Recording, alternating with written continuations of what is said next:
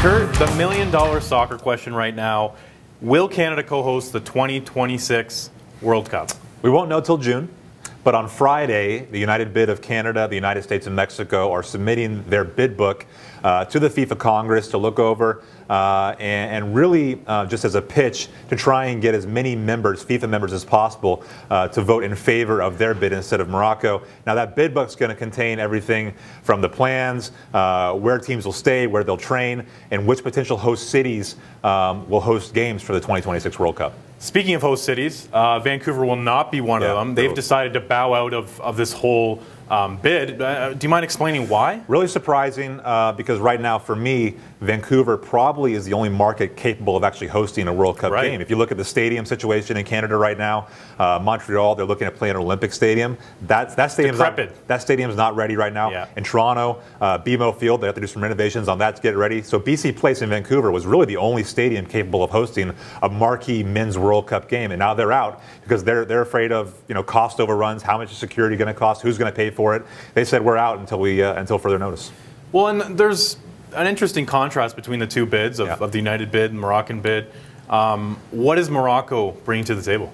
Well, Morocco, first of all, it's in northern Africa, and they're saying that it's time for the tournament to come back to Africa. It's only been there once in 2010 in South Africa. But also, they're kind of pitching a more tight-knit tournament where you can drive to the venues. You don't spend as much time in transit because, with the United bid, you're going to be flying from everywhere from Edmonton to Monterrey, Mexico, from Mexico City to New York City. So they're just saying it's time to come back to Africa. And then the other thing is, for TV, Europe is a huge generator of revenue in terms of TV, and where Morocco is in relation to, say, England and France, it's on the same or roughly the same standard time, so the TV revenue could be much bigger. Now, from a Canadian perspective, there hasn't been much buzz around this bid or the potential idea of hosting a World Cup.